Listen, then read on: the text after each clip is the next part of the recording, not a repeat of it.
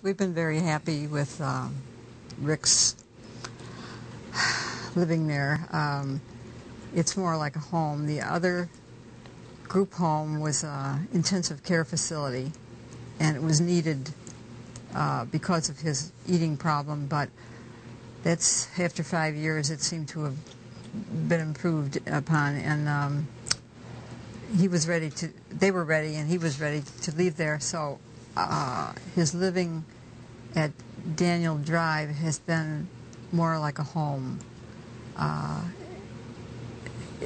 The other one was almost half hospital and half home, and very impersonal. They did their work, but I didn't feel as if, 8 to 5 and they leave. But I don't know, the people at Daniel Drive just seem to care. They seem to love him, actually, and he loves them. And seems to be part of a family there, yes, which is the atmosphere that we were looking for. He's happy there. I never felt he was happy at the other place. He was there because he was told he had to be there. But we can sleep now. We are hoping this is where he's going to be for the rest of his life. And I know one time he came here because we felt as if we should bring him to our home.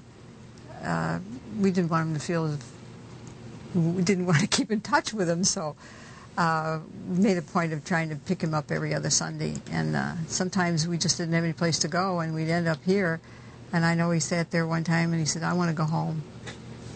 And, with one breath you want to say, "You are home." But I didn't say that, and I said, "Okay, Rick." And that made me feel so good that he felt that was really home now, because that's where I want him to stay for the rest of his life.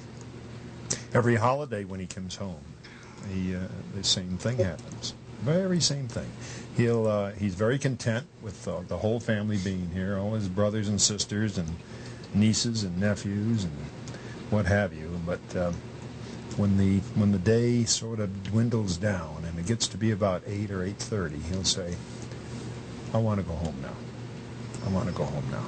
And so that's what we do. We take him back to Daniel Drive in Webster, and he's very content, and that's a big plus for us, big plus.